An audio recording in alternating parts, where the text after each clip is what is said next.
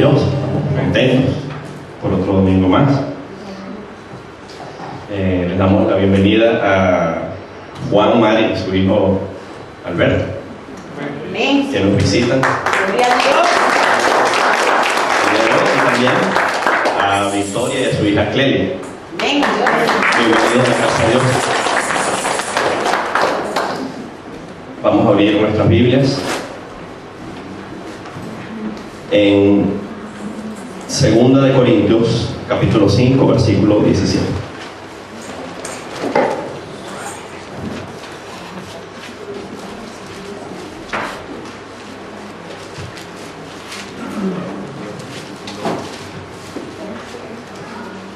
¿Lo tenemos? 2 de Corintios 5, 17. Amén. Amén, dice la palabra de Dios. De modo que si alguno está en Cristo, nueva criatura es. Las cosas viejas pasaron, he aquí, todas son hechas nuevas. Nos ponemos de pie, mis hermanos, y vamos en palabra de oración. En el nombre del Padre, del Hijo y del Espíritu Santo, amado Señor, Dios Todopoderoso, nosotros te damos la bienvenida esta tarde de hoy. Como siempre, Señor, te alabamos, te bendecimos, te glorificamos. Te damos gracias, Padre Santo, porque es tu voluntad que estemos todos aquí, Señor. Reconocemos, Señor, que no somos nada, Señor. Como dice tu palabra, somos polvo, Señor, y ni una hoja se mueve, Señor, tu voluntad, Señor. Padre amado, nosotros te pedimos, Señor, que esta tarde de hoy tú vengas a este lugar, Señor. Padre Santo, que tú hables, Señor, a través de mi boca, Padre Santo. Palabra que venga de ti, Señor, desde tu Santo Espíritu, Dios, no palabra de hombre, Señor. Dios Todopoderoso, que esta palabra sea primeramente para glorificar tu santo nombre y que sea de edificación para la iglesia también. En el nombre poderoso y bendito de nuestro Señor Jesucristo decimos amén y amén. Podemos sentarnos, hermano. Entonces la palabra que leíamos anteriormente dice, ¿verdad? Son de Corintios 5:17, dice: de modo que si alguno está en Cristo, nueva criatura es. Las cosas viejas pasaron y aquí todas son hechas nuevas. Esta prédica de hoy se llama la identidad del cristiano. La identidad del cristiano. ¿Qué es la identidad? La identidad es lo que nos define como personas, ¿verdad? Es lo que define quiénes somos. Es lo que nos da ese toque, digamos, característico de cada persona. Alguna parte de nuestra identidad, pudiéramos decirlo así, nosotros simplemente nacemos con ella, ¿verdad? Nosotros nacemos en un determinado país, entonces, bueno, usted es colombiano, usted es salvadoreño, usted es venezolano, usted es guatemalteco, de donde sea. Igualmente con su apellido, usted nace con un apellido también. Yo soy Rodríguez, Martínez, Fernández, lo que sea. Y esa es parte de nuestra identidad, que de algún modo nosotros no podemos elegir, ya viene en nosotros. Pero del mismo modo también, a medida que nosotros vamos aumentando en edad, a medida que vamos madurando, llega un momento que nosotros empezamos, ¿verdad?, a crecer, a buscar otras cosas. Y de alguna manera uno va moldeando su propia identidad, su propio carácter también. Antes de estar en Cristo Jesús, esa identidad de nosotros se moldeaba por cosas, digamos, que pudiéramos decir que están alejadas de lo que es la palabra de Dios. Cosas que son externas. Entonces, una vez que nosotros llegamos a Cristo Jesús, como dice esa palabra que leímos, somos nuevas criaturas. Las cosas viejas pasaron y todas son hechas nuevas. Comenzamos a tener un cambio, ¿verdad?, en nuestra vida. Entonces, ¿qué ocurría anteriormente? ¿Qué ocurría anteriormente cuando no estaba Cristo Jesús en nuestra vida? Poníamos o basábamos, fundamentábamos nuestra identidad en cosas como, por ejemplo, las apariencias. Nos esforzábamos muchas veces en aparentar cosas que no son, que no eran, ¿verdad? aparentar que teníamos más dinero del que teníamos o del que no teníamos, simplemente, ¿verdad? Viviendo en las apariencias, viviendo en un mundo que no era tal. Otra parte de las apariencias era, bueno, esas personas que se esforzaban mucho por verse bien, por verse bien externamente. Que dicho sea de paso, no está mal, o sea, usted tiene que bañarse, tiene que arreglarse, usted no va a andar todo desarreglado por ahí, ¿verdad? Pero eso no puede ser el motor que mueva su vida. Otra cosa que llevaba muchas veces esa búsqueda de la identidad antes de estar en Cristo Jesús era la aprobación de los demás. Hacer cosas, no porque uno quisiera, sino para ganarse la aprobación de los demás. Eso se ve, por ejemplo, en el caso de los adolescentes, ¿verdad? Eso que peer pressure, le dicen en inglés, ¿verdad? Presión del grupo. Cuando de repente, bueno, para ser popular, los amigos le dicen, bueno, pero tú no vas a tal parte y tú no tomas y tú nunca has fumado. Y entonces, para lograr aceptación dentro del grupo, entonces los muchachos van cayendo en eso y se van perdiendo. Y espiritualmente. Otra cosa también en la que poníamos nuestra identidad era en los logros. Y repito nuevamente, no está mal que uno tenga aspiraciones en la vida. Y siempre, por supuesto, en Cristo Jesús, el Señor nos va a ayudar, nos va a prosperar. Y es un deseo natural del ser humano, ¿verdad? Bueno, si yo ando a pie, yo el día de mañana, qué sé yo, quisiera comprarme una moto, un carro, que sea. Ir mejorando, ¿verdad? Pero, repito nuevamente, ese no puede ser el motor que mueva mi vida. Porque, ¿qué ocurre? Si uno establece o trata de establecer su identidad en esas cosas, va a llegar un momento que si no las puede conseguir, entonces llega frustración en la vida, llega tristeza, llega infelicidad. Y en Cristo Jesús nosotros no podemos estar así en derrota. Por eso es que es importante, como cristianos, saber muy bien cuál es nuestra identidad o cuál debe ser nuestra identidad. Entonces, ¿qué éramos antes de estar en Cristo Jesús? Vamos a ver qué dice la palabra de Dios acerca de eso. Esto que voy a decir tal vez suene un poco como por decirlo que discriminatorio, será, pero la verdad es así. La gente piensa que todos, estando en Cristo Jesús o no, son hijos de Dios.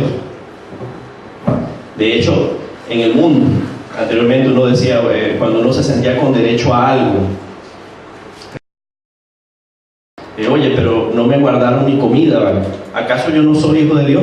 ¿No me pagaron mi sueldo? ¿Acaso yo no soy hijo de Dios? Y muchas personas que no están en Cristo Jesús se apoyan en lo que es esa parte que dice Génesis 1.27. En Génesis 1.27 dice, ¿verdad? Dios creó al hombre a su imagen, a imagen de Dios lo creó, varón y hembra lo creó.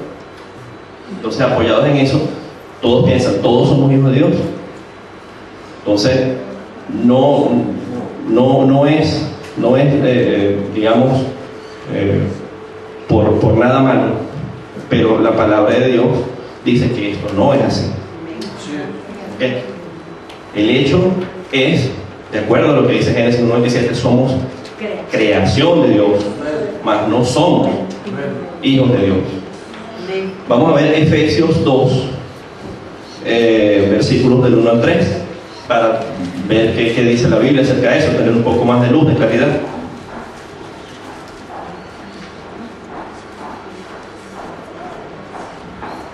Efesios 2, versículos del 1 al 3.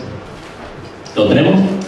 Amén. Dice la palabra de Dios: y Él os dio vida a vosotros cuando estabais muertos en vuestros delitos y pecados, en los cuales anduvisteis en otro tiempo, siguiendo la corriente de este mundo, conforme al príncipe de la potestad del aire, el espíritu que ahora opera en los hijos de desobediencia, entre los cuales también todos nosotros vivimos en otro tiempo en los deseos de nuestra carne, haciendo la voluntad de la carne y de los pensamientos.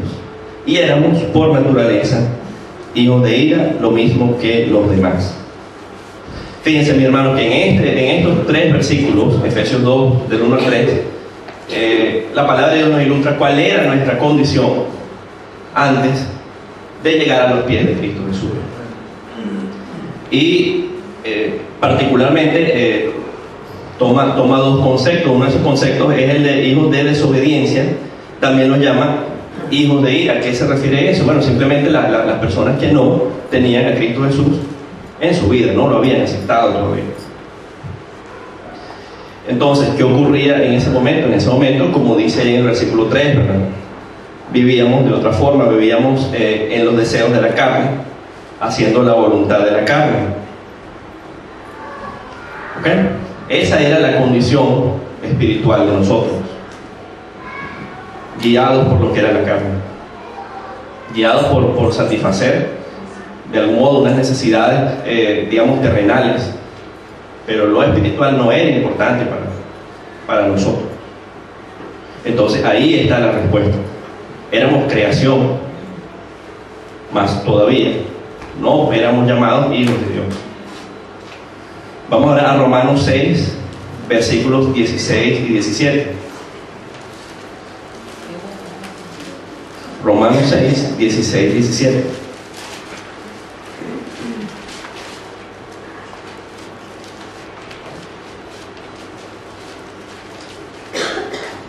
¿Lo tenemos?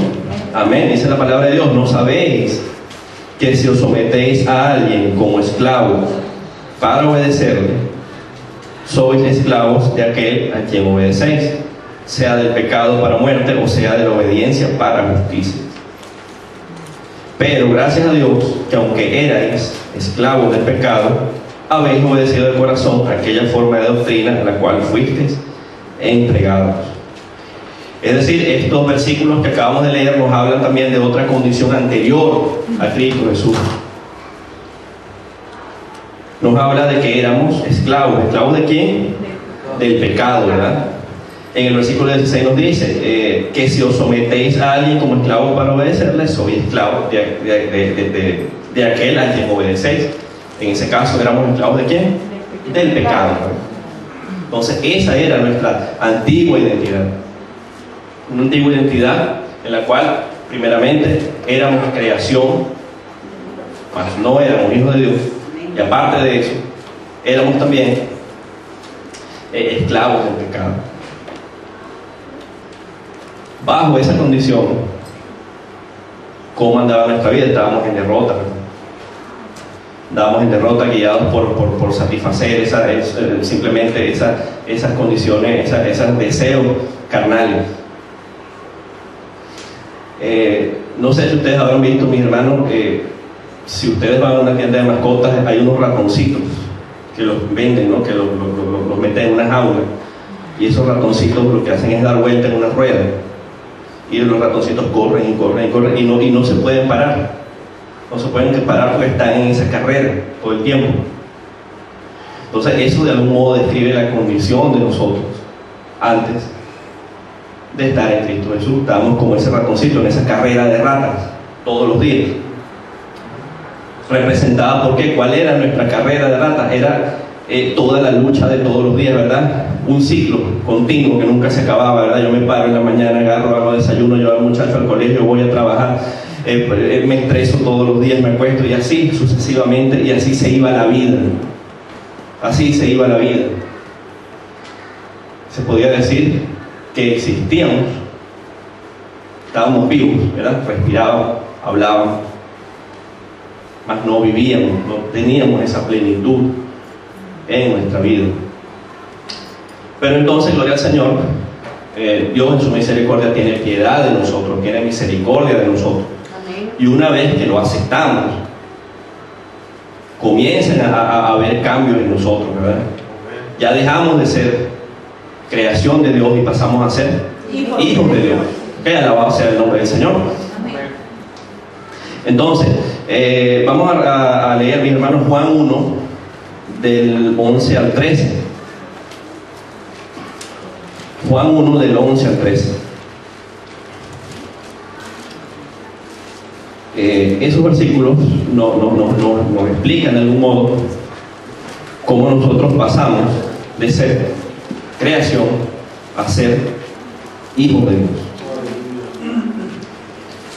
Dice la palabra de Dios, lo tenemos todo.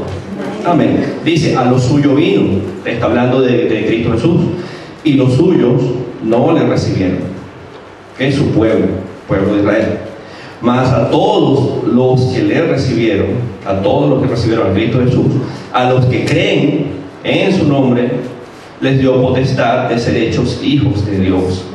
Ahí comenzamos a ser verdaderamente los hijos de Dios, los cuales no son engendrados de carne ni de voluntad de hombre.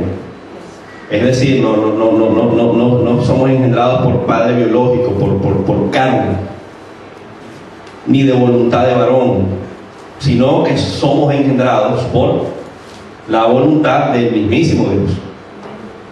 De esa manera, ese es el cambio que opera en nosotros, y ahí podemos decir que pasamos a ser de creación a hijos de Dios. Vamos nuevamente a 2 Corintios 5, 17, que era el versículo con el que comenzábamos la palabra de hoy.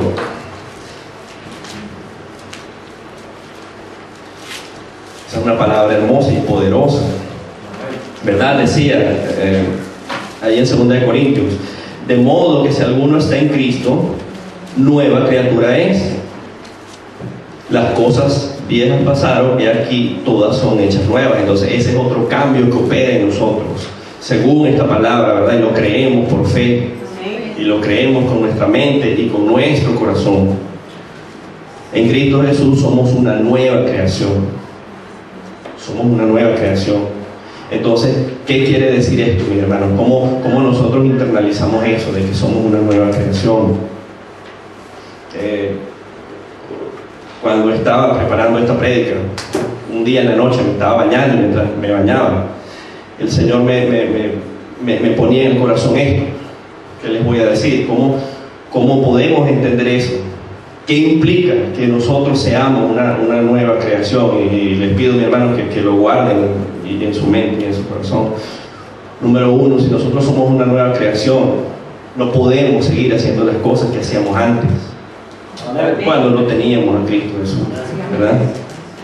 Si en el pasado yo era un pendenciero, si en el pasado yo era un hombre problemático, un hombre que no se la llevaba bien con la gente, en Cristo Jesús yo no puedo seguir en lo mismo. En muchos casos eso no es un proceso fácil, pero no puedo seguir haciendo lo que hacía antes. Si yo era tomador, yo no puedo seguir tomando. Yo no puedo estar buscando justificaciones. No, pero es que esto, no, pero para seguir haciendo las cosas que hacía antes, yo no puedo hacer eso. Y en eso se refleja nuestra obediencia con el Señor. Eso es una de las cosas que quiere el Señor: obediencia, ser obediente. En segundo lugar, mi hermano, la otra cosa, si yo estoy en Cristo Jesús, yo tengo que creer lo que yo estoy viviendo. Primeramente tengo que creer en su palabra. Tengo que creer que esta palabra es poderosa. Tengo que creer que esa palabra tiene promesas para mí, para mi familia. Que esta palabra es una palabra viva. Como dice, ¿verdad? El cielo y la tierra pasarán, esta palabra no pasará. Es una palabra poderosa, fuerte, eficaz. Eso yo lo tengo que creer. Tengo que creer en un Dios que es vivo, en un Dios que reparte dones. El hecho de que yo no haya experimentado X cosas, las lenguas, los sueños, eso no quiere decir que eso es mentira. Eso es una realidad. Eso es una realidad y tenemos que anhelarla también. Todas esas cosas. Creer en el Señor. Entonces ahí se pone de manifiesto la fe. Entonces, ¿somos nueva creación? Sí, gracias a Dios por su amor, por su misericordia. ¿En qué se manifiesta eso? En esas dos cosas. Yo soy nueva creación, yo voy a ser obediente. Yo voy a ser obediente no porque Dios es un policía que me está mirando. Yo voy a ser obediente porque Dios es mi Padre y yo lo amo. Gloria al Señor. Dios no es un policía. Y si usted se porta mal, si usted va en contra de la palabra de Dios, usted peca contra Dios, Dios se entristece. Entonces vamos a obedecer por amor al Señor primeramente. Y en segundo lugar, vamos a tener fe, vamos a creer. Vamos a creer en la palabra de Dios, vamos a creer en lo que estamos viviendo. De repente en la condición actual que estamos pasando cosas de distinta índole. Pero Dios tiene promesas para nosotros, y si nosotros creemos y superamos esa situación que estamos viviendo por medio de la fe en Cristo Jesús, nos vamos a ver fortalecidos y nuestra fe va a aumentar más y más y más. Amén. Entonces, eso es parte de nuestra nueva identidad también. Somos hijos de Dios, somos nueva creación. Ahora si vamos a Romanos 6, 18. Si vamos a Romanos 6, 18, ahí vamos a completar lo que leíamos anteriormente. Hace unos minutos atrás leímos Romanos 6, 16, 17. Entonces, si quieren lo leemos todo completo, mis hermanos. Vamos a leerlo desde el 16 hasta el 18 y así completamos la idea. Amén, dice la palabra de Dios. ¿No sabéis que si os sometéis a alguien como esclavos para obedecerle, sois esclavos de aquel a quien obedecéis? Es decir, esa era nuestra condición anterior, éramos esclavos. ¿De quién? Del pecado. Y el precio del pecado es la muerte, ¿verdad? Y lo dice, sea del pecado para muerte o de obediencia para justicia. Pero gracias a Dios que aunque erais esclavos del pecado en el pasado, habéis obedecido de corazón aquella forma de doctrina a la cual fuiste entregado. Entonces aquí viene la parte hermosa, la parte bonita, el cambio que ha hecho Dios. En el versículo 18 dice: y libertados del pecado vinisteis a ser siervos de justicia. Somos libres por la misericordia de Dios, pero no somos libres para hacer lo que nos da la gana, para andar por ahí haciendo cosas. No, somos libres para servir a Dios. Amén. Entonces esa es nuestra nueva condición por la misericordia de Cristo. Ahora, mi hermano, ya estamos en esa condición, sabemos que somos hijos de Dios, sabemos que somos una nueva creación, ya no somos esclavos, somos hombres libres. Pero entonces, espiritualmente nosotros debemos ir a más. Debemos ir a más. No debemos conformarnos con las cosas de siempre. Nosotros queremos más del Señor. ¿Cuántos quieren más del Señor? Amén. Amén. ¿Cuántos quieren crecer espiritualmente? Todos nosotros, ¿verdad? Por eso estamos aquí. Entonces, eso es lo siguiente que tenemos que hacer, mi hermano. ¿Cuál es, por decirlo de una manera, qué es lo que viene ahora? Ya tenemos esa identidad, pero ahora entonces tenemos que aumentar esa fe, tenemos que crecer en el Señor y llegar a otro nivel espiritualmente. Llegar a otro nivel no quiere decir que yo voy a ser poderoso y millonario, no, eso sabemos, eso es un tema aparte, eso no. La Biblia no dice eso en ningún lado. Entonces, ¿cuál es otro nivel superior al que nosotros queremos llegar? Un nivel superior es la santidad. Entonces, vamos a leer, este es un versículo que todos conocemos, pero bueno, vamos a leerlo, vale la pena recordarlo. Primera de Pedro 1, 15 al 16.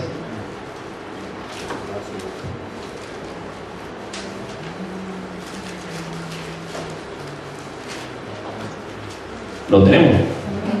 Amén, dice la palabra de Dios.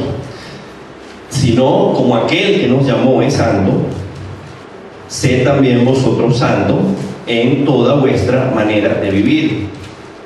Porque escrito está: sed santos, porque yo soy santo. Y resalte ahí, mi hermano, esa parte que dice: vosotros, sed también vosotros santos, ¿en qué? En toda vuestra manera de vivir. Entonces ese es un llamado que nos hace el Señor a andar en santidad, a vivir en santidad. Usted probablemente le habla a una persona que está en el mundo del tema de la santidad y no lo va a entender, no lo puede entender, porque simplemente tristemente se ha ido sacando a Dios de la vida, de la dinámica de la vida de las personas. Pero ese es un llamado que el Señor nos hace, y eso no es algo, eso no es un concepto que podamos decir abstracto, no, eso es algo que se pone en práctica todos los días. Ahí lo dice clarito, dice: sed también vosotros santos en toda vuestra manera de vivir. La palabra de Dios nos dice: sed santo en la iglesia y viva su vida como quiera el resto del tiempo. No, tenemos que hacer el esfuerzo de andar en santidad todos los días. Gloria al Señor. Entonces, obviamente eso no es fácil, mi hermano. Eso no es fácil porque hoy día la sociedad está bien presionada por todo lo que es el pecado. Está bien presionada por todo lo que es el pecado, por la televisión, por la radio, por la manera de hablar de la gente, por las cosas. Y sabemos, y eso está escrito en la palabra, que a medida que se aproxime el día de la venida de nuestro Señor, las cosas van a ir empeorando. Entonces eso requiere un esfuerzo grande de nosotros para andar en santidad. Eso requiere un esfuerzo bueno de estar en comunión con Dios. Eso requiere un esfuerzo de yo dejar a un lado, dejar de ver las cosas que yo sé que no me hacen bien, dejar a un lado las personas que no me hacen bien, ¿verdad? Y hacer ese esfuerzo por crecer, por andar caminando con el Señor, por andar en santidad. Ese es otro paso que debemos dar, que el Señor nos pide que hagamos eso espiritualmente. Otra cosa, el tema de ser espirituales. Ser espirituales. Primera de Corintios 2, versículos del 14 al 15.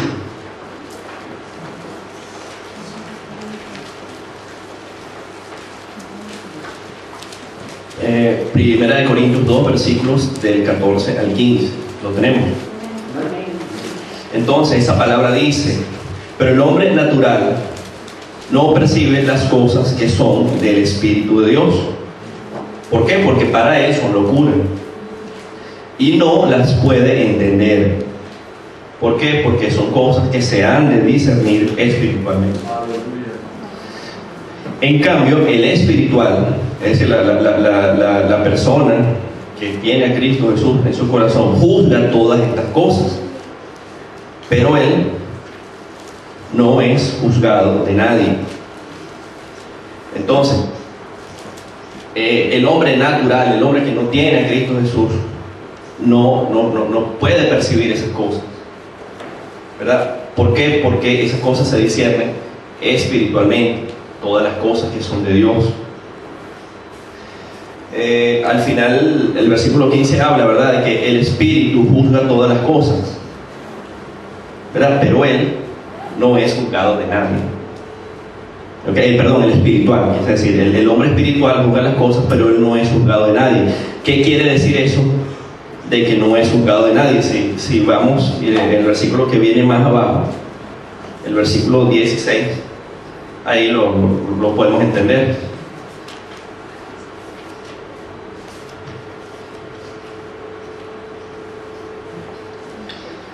¿Por qué no es juzgado de nadie? Ahí lo dice claramente, ¿verdad? Porque ¿quién conoció la mente del Señor? ¿Quién le instruirá? Nadie.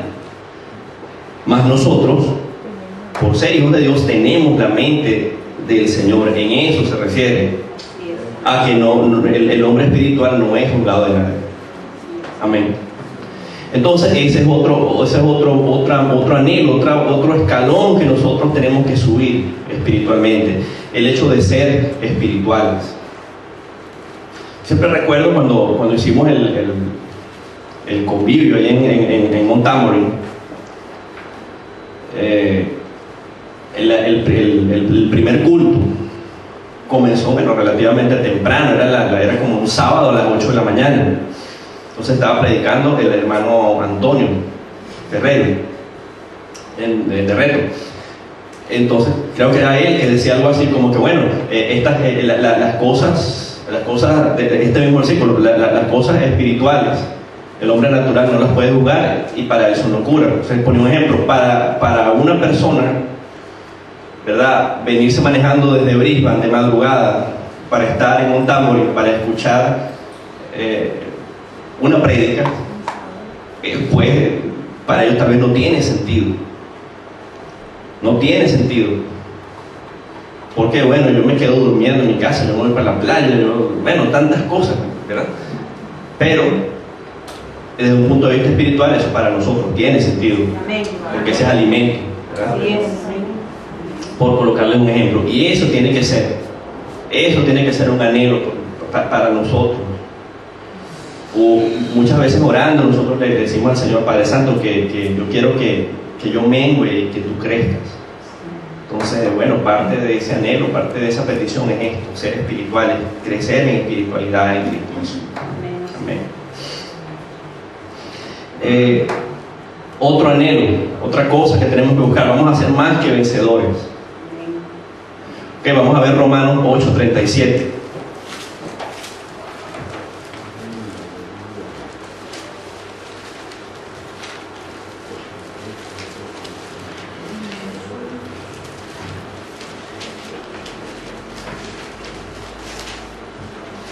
Romanos 8:37.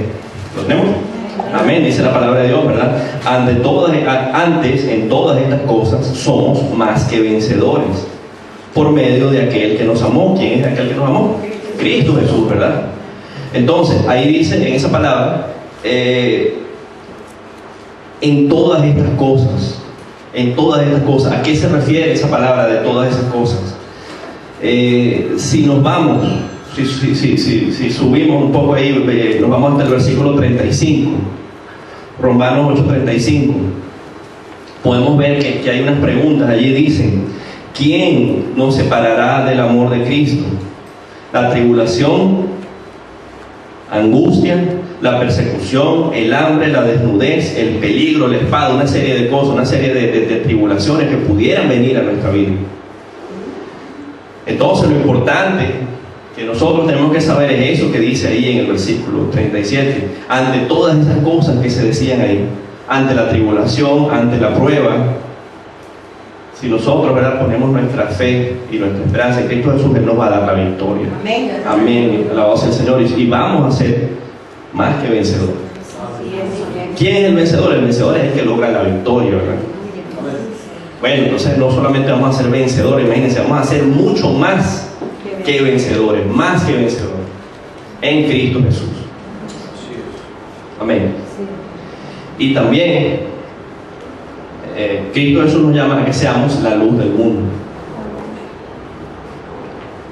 La luz del mundo. Vamos a ver Mateo 5 del versículo 14 al 16.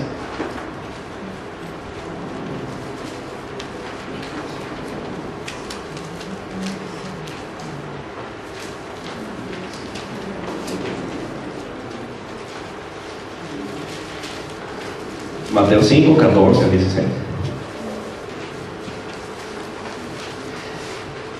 Dice la palabra de Dios: vosotros sois la luz del mundo. Una ciudad asentada sobre un monte no se puede esconder, ni se enciende una luz y se pone debajo de un almud, sino sobre el candelero, y alumbra a todos los que están en casa. Así alumbre vuestra luz delante de los hombres, para que vean vuestras buenas obras y glorifiquen a vuestro Padre que está en los cielos. Ese es un llamado que tenemos también como hijos de Dios. Tenemos que ser la luz del mundo. Ahí el que está hablando es Cristo Jesús, y nos está haciendo ese llamado, que seamos la luz del mundo, ¿verdad? La luz vence las tinieblas, ¿verdad? La luz es claridad. Esa luz es el testimonio que nosotros vamos a dar con nuestra vida. Ahí en esa parte dice, ¿verdad? Una luz no se puede esconder. Luego, ahí donde dice, se enciende una luz y no se enciende una luz, se pone debajo de un almud. ¿Qué es un almud? Eso era en los tiempos antiguos, en los tiempos de Jesús, un almud era como una unidad de medida, era como un cajón de madera. Algo así como 8,9 litros, algo así era la capacidad de ese almud, una medida. Entonces lo que dice la palabra es, usted no va a prender una luz y la va a tapar con esa caja de madera, se la va a poner encima porque nadie la va a ver, ¿verdad? Entonces lo más importante y nuestro trabajo, ¿verdad? Esa luz tiene que alumbrar delante de todos los hombres, ¿verdad? Como dice ahí, ¿cómo? Para que nuestras buenas obras se vean delante de ellos, no para que la gente diga, oh, qué bueno es el hermano fulano, oh, qué bueno es el hermano sultano, no, para glorificar el nombre de vuestro Padre que está en los cielos. Amén. Toda la gloria sea para Él siempre, eso no se les olvide. Entonces, es eso, o sea, es el cuidado que tenemos que tener, hermanos, de cuidar el testimonio, de ser luz para las personas que no tienen al Señor todavía. Sí, así es. A veces simplemente con amabilidad, con una sonrisa para las personas, buenos días, ¿cómo está? ¿Cómo le va? Algo tan sencillo como eso. Si uno tiene que decirle, porque en la Biblia dice, en el libro, no. Simplemente, comenzando así, sencillo, tratando a la gente como uno quisiera que lo tratara como uno. Sí. Yo recuerdo siempre, la primera vez que llegamos a Betel, nosotros, veníamos de Adela y no teníamos ni un año en el Evangelio todavía. Y llegamos aquí nuevos a esta iglesia y la primera persona que nos recibió fue la hermana Zaira. Oye, qué agradable, con una sonrisa nos dio la mano. ¿Cómo están? Bienvenidos, encantados, un placer. Pasen adelante, están en su casa. Oye, qué hermoso, qué agradable es llegar a un lugar y que uno lo reciban así, que le den la mano con cariño, un saludo cálido, una sonrisa de verdad. Sí, ese día fue tan bonito que yo hasta recuerdo las alabanzas que cantamos ese día. Un día especial, un día hermoso. Después, se terminó el servicio, la palabra, y como todos los domingos, acostumbramos, ¿no? El café, la merienda, al final, ¿no? Entonces, como dicen en Venezuela, Geraldine y yo estábamos como cucarachitas en baile de gallina, ¿no? Así como que no sabíamos, ¿no? ¿Cómo es esto? Entonces la hermana Amanda también nos llamó. Pasen adelante, sírvanse, están en su casa, coman lo que quieran, vengan. Y no es el hecho de la comida, es el hecho del cariño, del testimonio que ella dio también. Y eso a mí nunca se me va a olvidar, y pasarán los años y eso a mí nunca se me va a olvidar. Por esa sonrisa de la hermana Zaira cuando nos recibió, esa atención de la hermana Amanda, pasen, siéntense, vengan, coman. Eso es lo que quiere el Señor, que seamos nosotros la luz del mundo.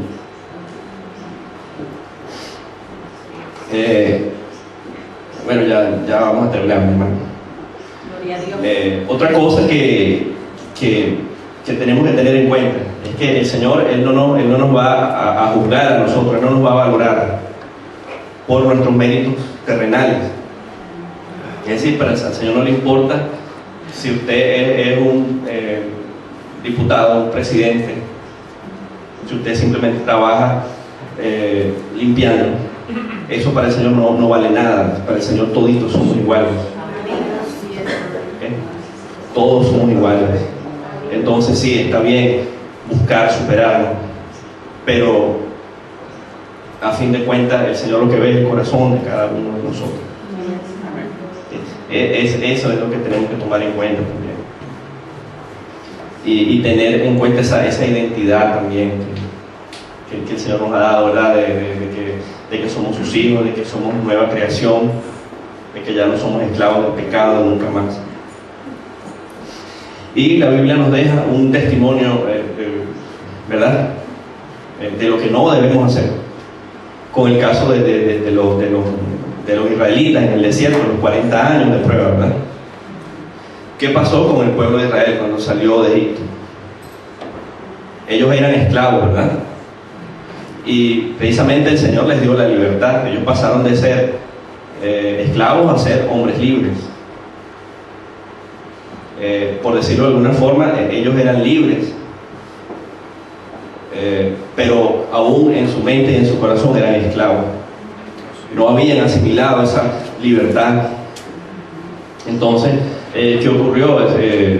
A las primeras de cambio allí, ¿verdad? Cuando las cosas se puso difícil, ¿qué hicieron ellos? Eso lo que recordamos, ¿verdad? En Éxodo 15, 16.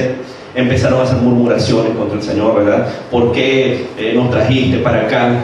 ¿Por qué si aquí estamos padeciendo, si aquí estamos muriendo? En Egipto estábamos mejor, teníamos nuestra comida segura. Entonces, ese es un caso, ¿verdad? De que siendo libres todavía pensaban como esclavos. Entonces nosotros como hijos de Dios no podemos hacer eso. Nosotros no podemos andar en derrota. Así es, amén. Nosotros somos muy afortunados, mi hermano. Nosotros somos muy afortunados por todo lo que el Señor nos ha dado. No podemos andar en derrota. Tenemos que andar en victoria, agradecidos. Asimilar esa identidad, esa obediencia que el Señor quiere, esa fe que debemos tener también para crecer, ¿verdad? Espiritualmente y tener finalmente ese galardón que nos espera. Amén. Ya va para terminar, Gálatas 4:7, para que recordemos esto siempre. Así que ya no eres esclavo. Acuérdense, mi hermano, ya no somos esclavos ni del pecado ni de la muerte. Que somos ahora, somos sino hijos, y si hijos, también herederos de Dios por medio de Cristo. Gloria al Señor, alabado sea su nombre, toda esa herencia que tenemos allá en la parte celestial. Amén.